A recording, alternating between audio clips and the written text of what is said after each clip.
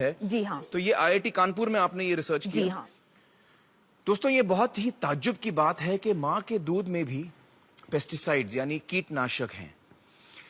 दोस्तों, पेस्टिसाइड एक अंग्रेजी शब्द है और आम जबान में अगर मुझे इसको समझाना पड़े तो वो ये है कि पेस्ट यानी कीड़े और पेस्टिसाइड यानी कीड़े मारने की दवा।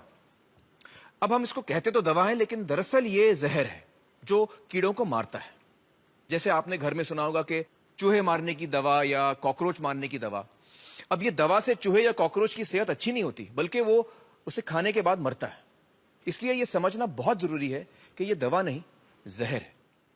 रश्मि जी ने हमें बताया कि एंडोसल्फान नाम का पेस्टिसाइड उन्हें मां के दूध में मिला था। आइए अब मैं आपको ले चलता हूं कासरगोड, जहां करीबन 25 सालों तक इसी एंडोसल्फान नाम के पेस्टिसाइड की हेलीकॉप्टर से स्प्रेइंग की गई थी। देखते हैं वहां पर एंडोसल्फान का क्या असर हुआ।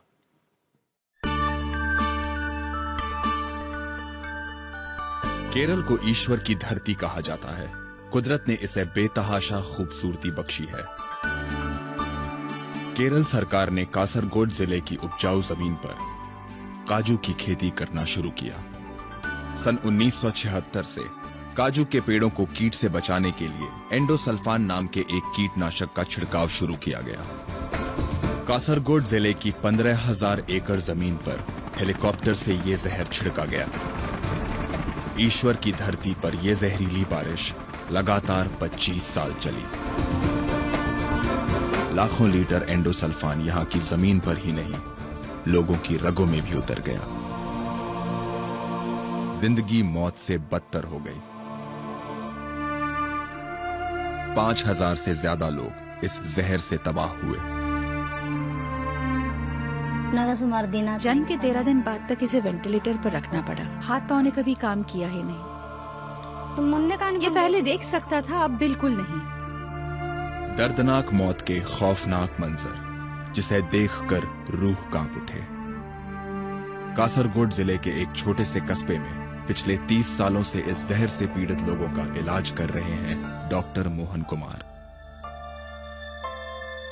विनाश के उस भयानक मंजर को इन्होंने अपनी आंखों से देखा है। डॉक्टर मोहन कुमार जी, बहुत बहुत शुक्रिया हमारे साथ जुड़ने का। डॉक्टर साहब, इस वीडियो में हमने बहुत ही दर्दनाक दृश्य देखे हैं और यकीन नहीं होता कि ऐसा भी हो सकता है। क्या वाकई वहां ये सब हुआ है?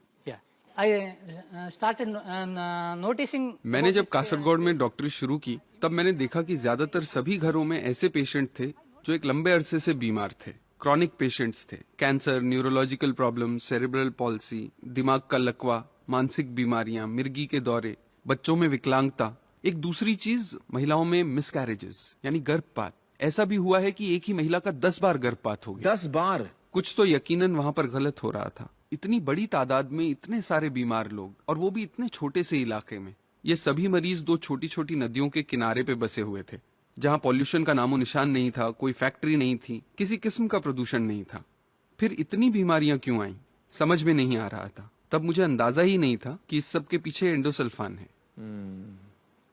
मुझे बताइए डॉक्टर मोहन, इस इलाके में कितने लोग इस वजह से पीड़ित हैं? कम से कम 5,000 से ज्यादा जेन्युइन केसेस हैं। 5,000?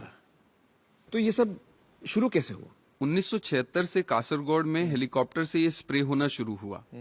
दरअसल स्प्रे करने के 15 दिन तक प्लांटेशन एरिया में पैर भी नहीं रखना चाहिए, यहाँ तक कि आसपास के रास्तों से भी नहीं गुजरना चाहिए। स्प्रेइंग के बाद? जी, स्प्रे करने के बाद आसपास के सभी रास्ते बंद होने चाहिए। ये सारे नियम उनके इंस्ट्रक्शन मैनुअल में लिखे हुए हैं। सभी नियमों को ताक पे रख के उन्होंने सन 1976 से सन 2000 तक लगातार बिना रुके जहरीला स्प्रे 25 साल? जी, 25 साल लगातार। तो लाखों लीटर स्प्रे हुए? हमारे कुछ वैज्ञानिकों ने हिसाब भी लगाया था कि 22 लाख लीटर एंडोसल्फान 15,000 एकड़ के ऊपर उड़ेला गया। जी जी। मुझे बताइए कि जब आपको समझ में आया कि ये सब पेस्टिसाइड की स्प्रेइंग की वजह से हो रहा है और आपने उनको बताया, ऑब्जेक्ट किया, तो उन्होंने क्या जवाब दिया? प्लांटेशन कॉर्पोरेशन ऑफ केरला, जो एक सरकारी कंपनी है, वो इसके लिए जिम्मेदार। वो ये स्प्रेइंग करवा रही थी। गवर्नमेंट ने क्या कहा आपसे? वो पुलिस को लेकर आए और जहां हम विरोध कर रहे थे उस जगह से हमें हटा दिया। पुलिस ने हमें वहां से भगा दिया। लेकिन ये स्प्रेइंग बंद हो गया? जी। तो फिर स्प्रेइंग क्यों बंद किया? कोर्ट के ऑर्डर से। अच्छा, कोर्ट ऑर्डर की वजह से बंद किया है। मैं तो यहाँ तक कहूंगा कि वो बहुत बदमाश लोग हैं। एक दिन 2 जीप भर के वो लोग मेरे क्लिनिक आए। कुछ 10-15 लोग थे, मेरे साथ मारपीट करना चाहते थे, मुझसे हाथापाई करने लगे। वो तो अच्छा हुआ कि जैसे ही गांव वालों को पता चला कि उनके डॉक्टर को गुंडे मारने आए हैं, तो 10 मिनट में ही सैकड़ों लोग वहां पर जमा हो गए। आपको बचाने? जी, मुझे बचाने के लिए। आपके लिए जिंदगी कैसे थी डॉक्टर साहब? उस इलाके में रहकर जब रोज आप इस तरह के पेशेंट्स देखते थे, आप पर क्या बीतती थी? लोगों का दर्द देखकर अक्सर आंखें भर आती थी। कई बार ये ख्याल आता था कि मैं यहां से शहर चला जाऊं, लेकिन अपने पेशेंट्स की तकलीफ जैसे मुझे रोक लेती थी, खींच लेती थी। उन्हें छोड़ के कैसे जाता? नहीं जा सकता था। सॉरी। मैं एक बात और कहना चाहूंगा, इस जहर ने इंसान ही नहीं जानवरों को भी नहीं बख्शा। उस इलाके के पशु पक्षी, जीव जंतु, मेंढक, मछलियां सभी खत्म हो गए थे। लेकिन सन 2000 में जब से ये स्प्रे बंद हुआ है, धीरे धीरे सभी पशु पक्षी वापस आ रहे हैं। हवा पानी में काफी सुधार हुआ है। अच्छा, मुझे ये बताइए कि जो बीमारियां हो रही थी लोगों को, ये जो बच्चे अबनॉर्मल पैदा हो रहे थे, उसमें फर्क आया ये स्प्रेइंग बंद होने के बाद? खुशी की बात यह है कि पिछले 4 सालों में पूरे इलाके में जन्मजात विकृति का एक भी केस मेरी नजर में नहीं आया है। और ये जो बच्चे गिर रहे थे अपने आप, जो मिसकैरेजेस हो रहे थे, वो केसेस भी बिल्कुल कम हो गए हैं।